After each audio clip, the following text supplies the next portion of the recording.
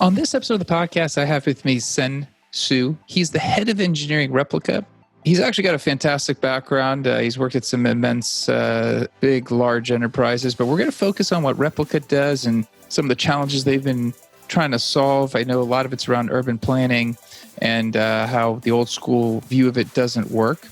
We're going to cover a few topics around scale, which I think is super important since Replica is absolutely has a great trajectory of growth and a potential for a big impact in the way everyone operates. And I appreciate him spending time with us on this podcast. Thank you very much. Hey, Amir, thanks a lot for inviting me. Absolutely a pleasure to talk on the podcast and share what we're doing. Absolutely. So maybe to that point, I just kind of briefly just mentioned what Replica does. I think it's a pretty interesting, pretty complex solution you guys are bringing to market. Maybe give us a little overview of what the company does as a whole, and then we'll kind of kick it off. Replica, as you mentioned, focused on people's movement data. We are currently an enterprise data platform that delivers critical insights about the built environment. So it's about physical world. And I love the fact that you mentioned that the old urban planning framework doesn't really work. It's actually not the issue with the old urban planning framework. It doesn't work. It's actually about data. And what Replica does is that with better data and human context and better design and Replica, we can help public and private sectors make more informed, more effective and responsive decisions. And by showing how people live, move, and work, we contextualize hard choices and allow our client to see around corners and understand the trade-offs surrounding their decision. Like a city planner, increasing public transit to underserved neighborhoods, or for like a grocery chain, or to evaluate where to open a new location, or real estate developer. Replica, we provide insight to let client make more informed, people-centered decision. Awesome, man. I think just to having kind of spoke to you before and kind of looked at what the company does, it seems like there's a real tangible impact that what you guys are doing can actually bring to a city. And it's probably something that day to day we'd probably never know about because it all just happens, at a much different level than we're used to. But I guess in terms of the impact that a product like Replica can bring to the market, what does that look like potentially? Oh, yes. So I think we can elaborate a little bit more on what the enterprise data platform means. I think there's a few aspects to what enterprise data platform that serve this, insight about movement, insight to help maybe urban planning, to help any people who's interested in the built environment and how people move around in this built environment. Number one, I think the most critical part is data. How Replica would aggregate, analyze, and also anonymize, because privacy is at the heart and core of Replica.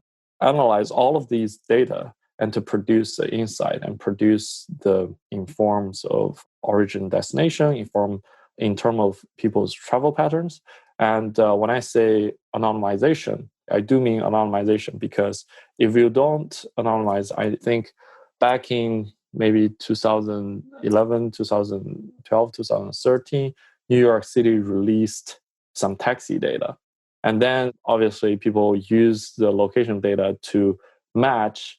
I believe one person actually published a news article about paparazzi use that data to match, I think, Lindsay Lohan's, some celebrities' location. And that's a huge privacy invasion, right?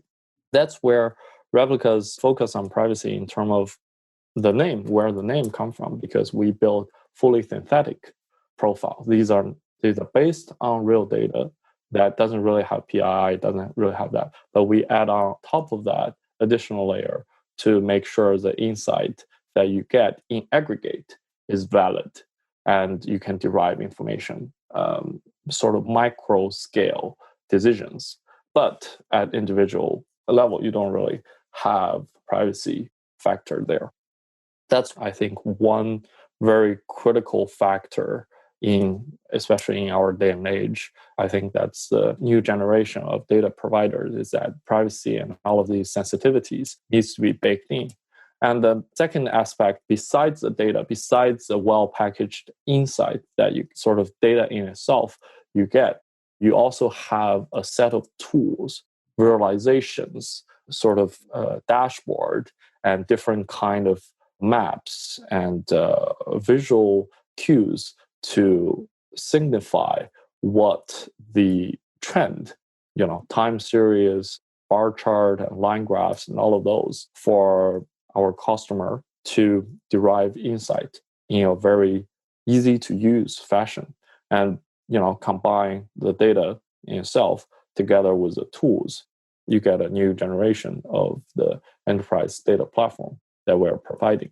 And we already have existing customers. And although we are a very small company, right now we are only about around 40, less than 50 people, but we currently already have a pretty sizable revenue that's validating, that's our public and private sector customers validating the value that we provide to them. That's pretty amazing.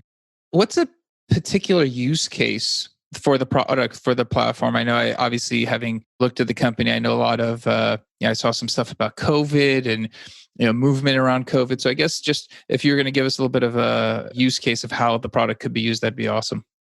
I think if you go to our company's website, replicahq.com, we actually do post quite a lot of content. We do understand sort of the value of use cases to our either existing customers or even potentially new customers. I think the value proposition for new customers is pretty obvious, but there's actually a lot of value in terms of sharing these use cases for existing customers as well, because they can potentially find new ways to make use of our data. So I'll take a couple of examples, I guess. The COVID, there's a lot of trickle-down effect from COVID.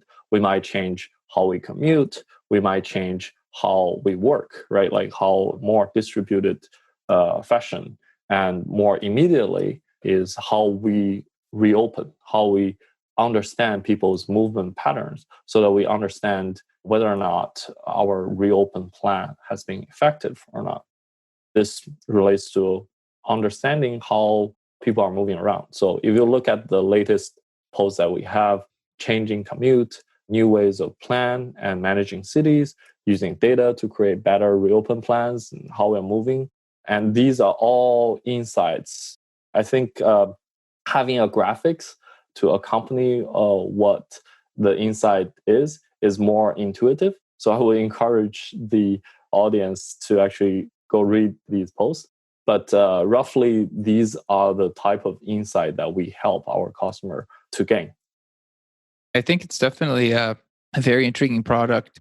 And I guess, I mentioned you've worked for some really big companies and obviously, very well-known brands. People can go to your LinkedIn and see all that stuff. But what I'm really interested in is obviously you come into Replica, it's a different environment, different problems to solve, different scale, right? So when you first joined Replica, you became part of the project and kind of saw what you needed to do. What was the product stage at? Like when you got there, and obviously you'd left some bigger companies, what was your view of the problems you had to kind of tackle?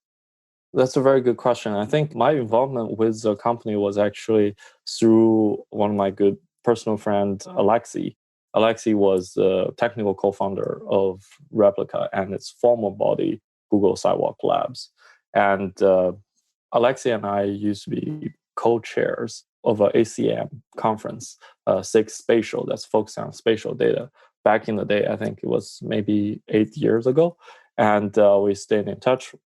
At the time, he was still a professor at Berkeley, and I was an engineer on the Twitter's geo team. So we collaborated, and one of our workshop was called Location-Based Social Networks.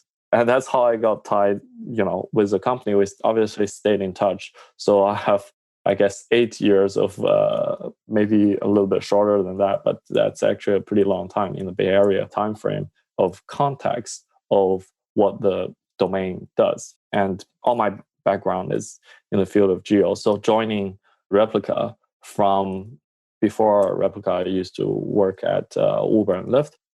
My role at Lyft was actually working on the self-driving division. And moving from self-driving to also a very hardcore science, hardcore engineering, sort of machine learning focused role here is actually feels like coming home for me.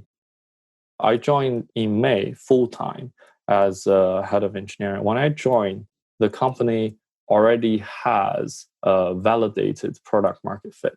So I think you can say the 0 to 1 phase, which is, in Silicon Valley term, it's actually basically means finding product market fit, including doing things that don't scale, right? Because, doing things that scale before you even find product market fit feels like a premature optimization. And that usually, kills companies. And the team is already built a very impressive product, and there has already been paying customers. So all of that is great. But as with all companies, once you have your first paying customer, first few maybe paying customer, the next question is really to scale up the operation. So the company, I think at the time when I joined 5 months ago, was maybe a little over 20 people. We hired more people since I joined. I think around the time I joined, we had a new COO who I really admire, and it's a Silicon Valley veteran who brought his prior company's IPO in the early 90s. So obviously a ton of experience in terms of scaling there. We also brought in a general counsel from the public sector, so there's a lot of connection there. We brought on the head of product. So clearly you can see the ELT and head of design as well. And we recently are going to do a new design of our tools, which is super exciting. It's going to make our product more intuitive to use and also more memorable. There's a wow factor in the new design. I'm super excited about that. But the overall trend you can see that happens in the past few months, this is, I guess, a very good phase, a necessary phase for all companies to go through, is the sort of 0 to 1 phase where you have a group of people who really knows the domain really, really well and sort of wear multiple hats and bring the product to market and verify it and find the product market fit and figure out business model also. And once you figure all of that out from 0 to 1, then you move on to the more 1 to n or 1 to 100. So you have a few paying customers. How do you get that to the tens? How do you get to the hundreds? How do you get to the thousands? How do you get revenue from maybe a few $100,000 to maybe a few $1,000,000 to maybe over $10 million? That's the scale that we are at right now, over $10 million annual recurring revenue. And that is becoming a scaling challenge. But there's also the gradual step-by-step process as well. You cannot, expect to directly go from 0 to 1 to immediately to 1,000. If you think about it, there's more specialization, division of labor, if you will, so that you have people working on more specialized roles. And that sounds a little bit like you're trying to install red tapes, but it's really not that. It's actually about how we can streamline the operation, how we can streamline the process.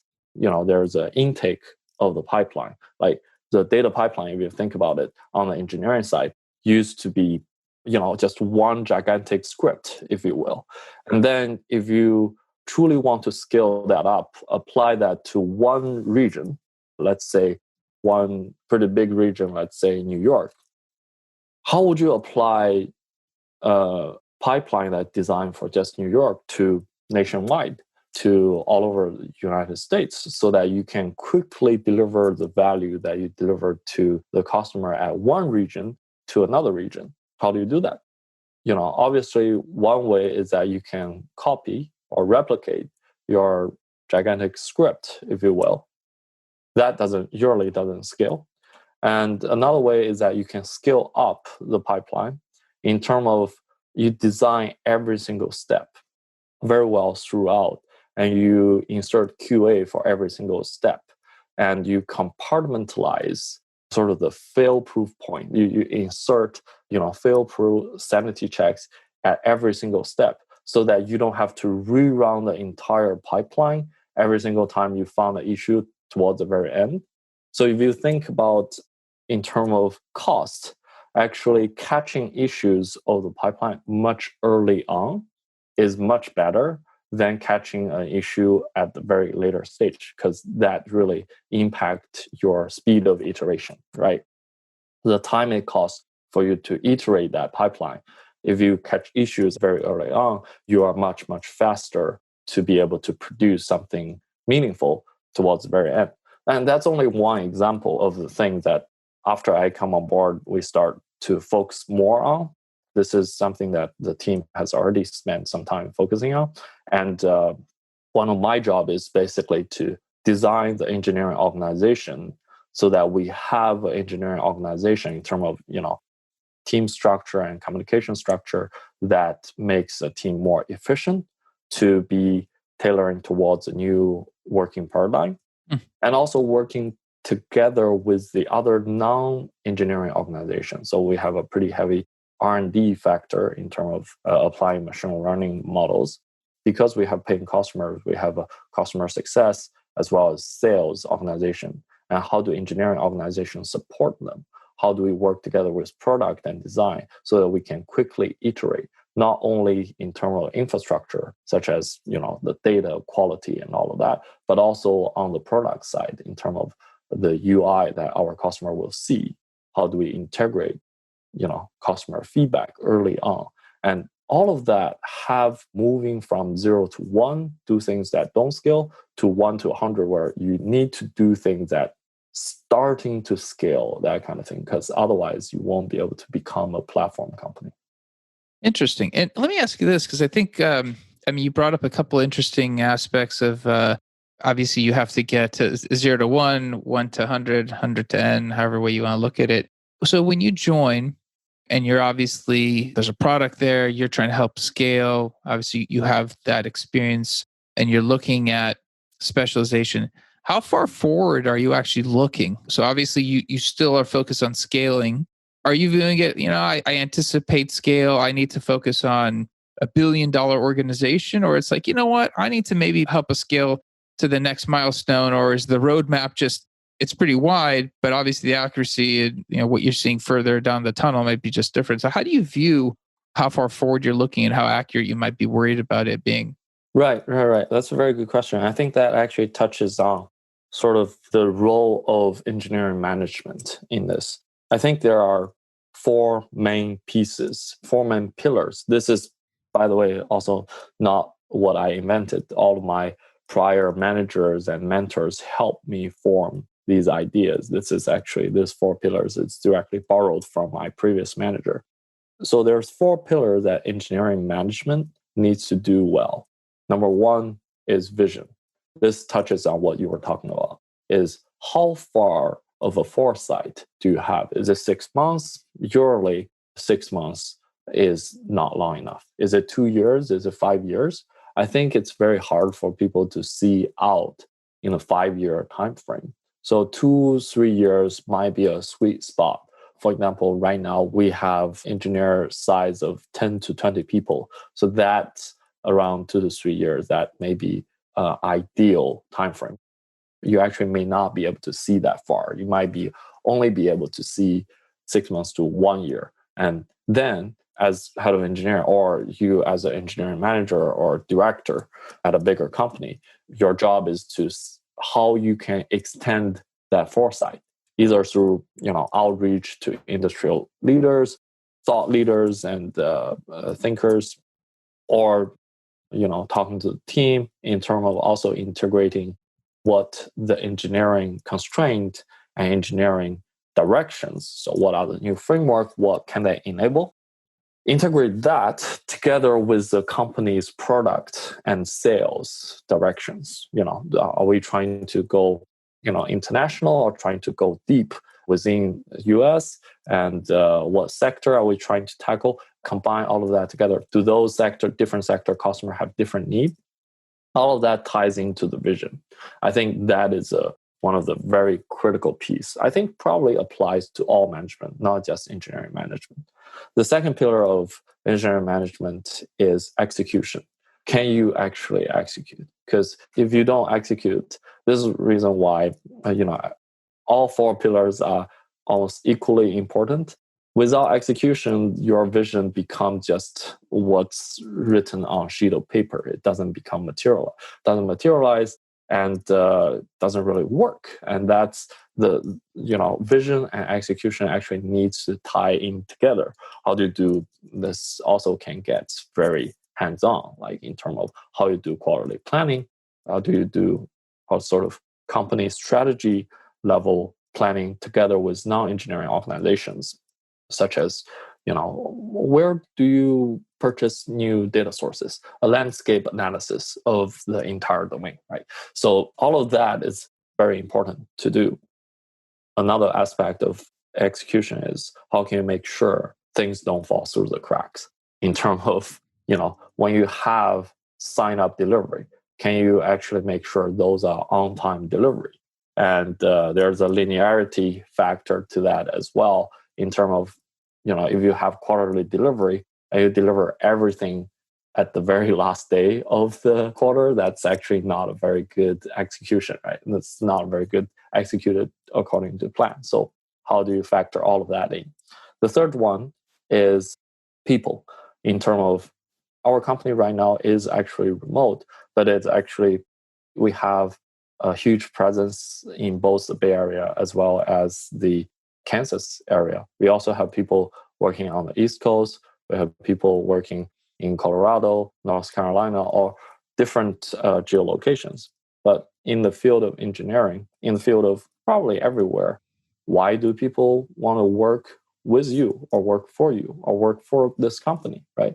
People needs to have clear vision, clear execution plan to be attracted to your team.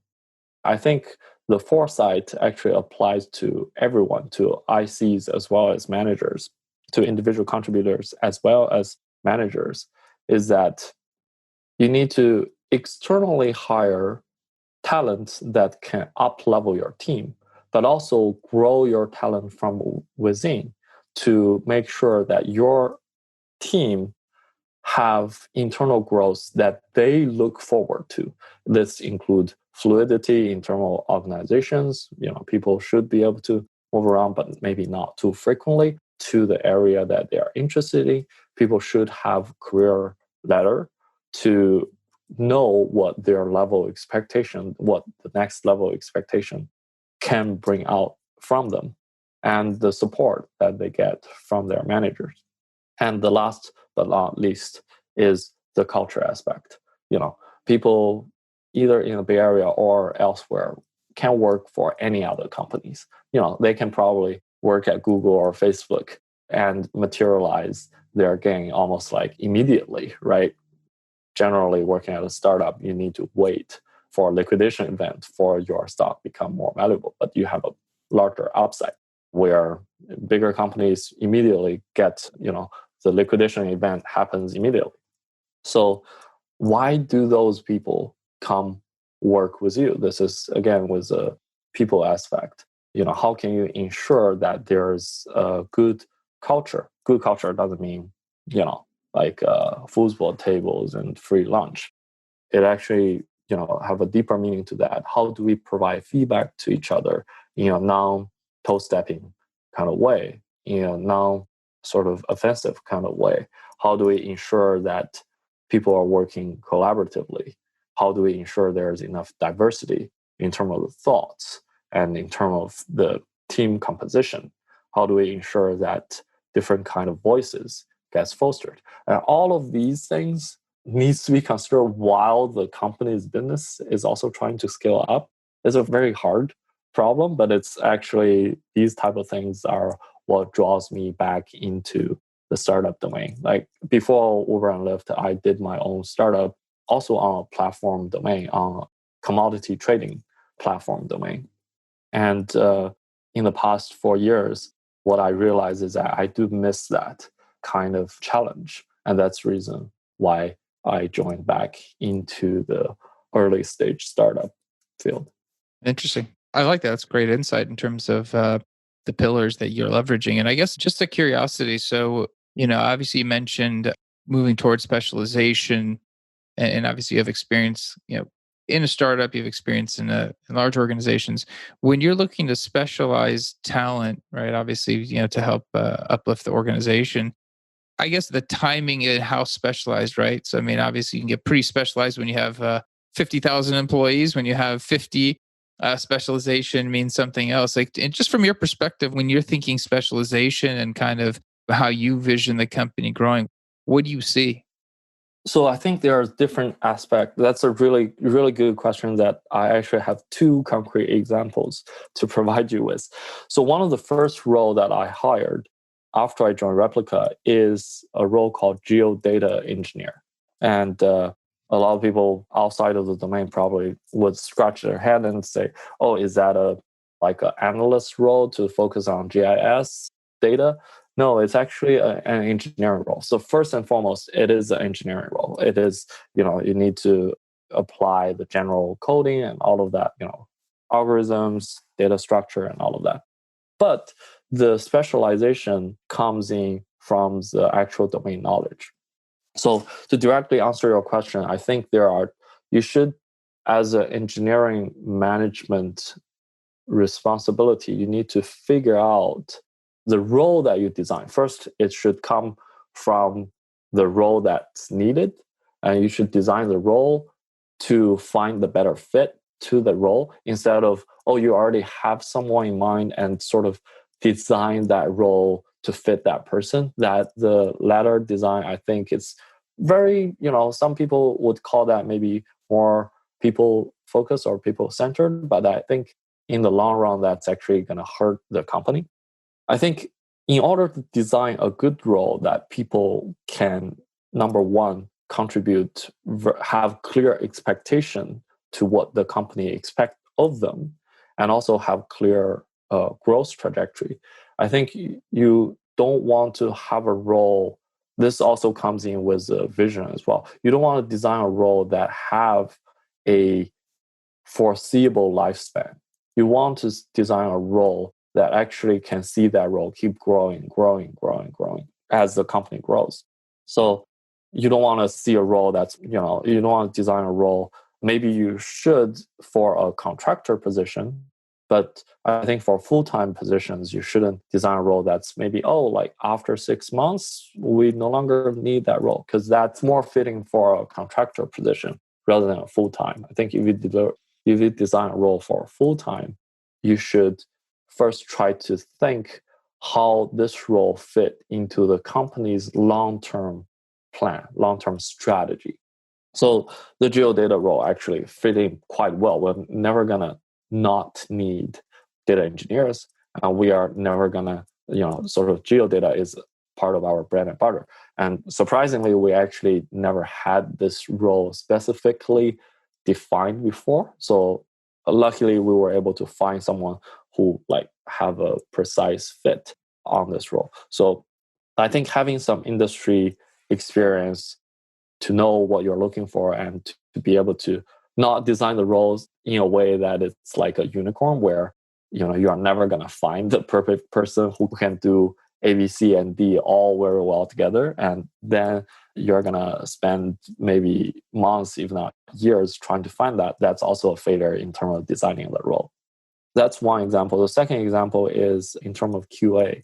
I think the term QA sort of went through several iterations. If you look at, big companies like SGI or like Yahoo or Microsoft in the 90s and throughout early 2000s, there were very specialized test engineers or specialized QA roles.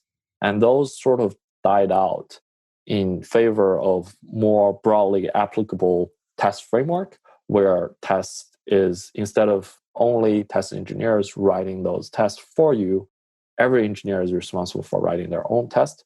And there are still very specialized QA engineers. I think the value of those engineers is more gearing towards building the QA framework and building towards automation framework. And I think there's huge value in that. For us, this is one of the roles that we are hiring as well. And we are gearing towards the automation framework. that kind of thing instead of just doing manual QA. Because this goes along what I just talked about in terms of foresight and vision of how the role will fit in to the company's future as well. You don't want to have a role that sort of would die out in the future. And also we are hiring general engineers, machine learning engineers, and infrastructure engineers, security engineer, all of those. Those have a very, very, I would dare to say, probably infinite lifespan. And, there's pretty high career ladder that for people to grow into, like engineering rubric, career pathways for people to grow into. I think that would be a much better sort of organization, division of labor, role definition framework for engineering manager to adapt to. That's awesome, man. I think you definitely have some fantastic challenges to overcome at Replica. Yeah, your toolbox is full of stuff to try out. And I mean, I'm super excited to see where you're going to take Replica. Obviously, very practical applications. People can go to the website. We'll post some of the blog articles talking about COVID on part of the podcast so that people can kind of see what's happening. But I appreciate you coming on and sharing your views. I think, seems like an amazing opportunity for you personally to kind of scale and grow your team and solve a really bigger scale problem. Yeah, thank you so much, Amir, for the opportunity. And I really enjoyed our conversation. Yeah, absolutely, man. Thank you. If somebody wants to reach out to you, because I mean, you obviously laid out a lot of different concepts and thoughts, and I get a lot of times guests get reached out to for follow-ups because obviously we can only cover so much in the podcast. What's your preferred Twitter, LinkedIn? Is there preferred social media that you want somebody to reach out? Right now, actually, there's almost like overwhelmingly, so we are all overwhelmed by the amount of information that we live by. And I would recommend the following ways to contact me. Every email I look at is basically a company email. It's sen@replicahq.com. It's sen@replicahq. So if you have urgent topic or potential, if you are looking for a job in this domain, or you just want to learn more and see if you have a fit, feel free to send a note there. And also, if you have just generally want to catch up or chat, feel free to reach out to me on Twitter. My handle is at Alex _ SENXU, my full name. That's again at Alex _ SENXU. Awesome, man. We'll include both those in the show notes. So if somebody wants to follow up with you, they certainly can. Again, thank you very much for being on the podcast. I thought this was a great insight into a couple of topics that we hadn't covered. So I appreciate your time. And I guess that is it for this week. We will be back again next week. Always looking for some, ideas of topics that you might want me to cover. So feel free to send me any of those. I've been getting a steady stream and it's been really positive. And then also please subscribe to the podcast. That's the only way we can kind of expand the scope of the podcast. Give it a review if you like. I'm always interested in the feedback. But otherwise, we'll be back next week. Until then, thank you.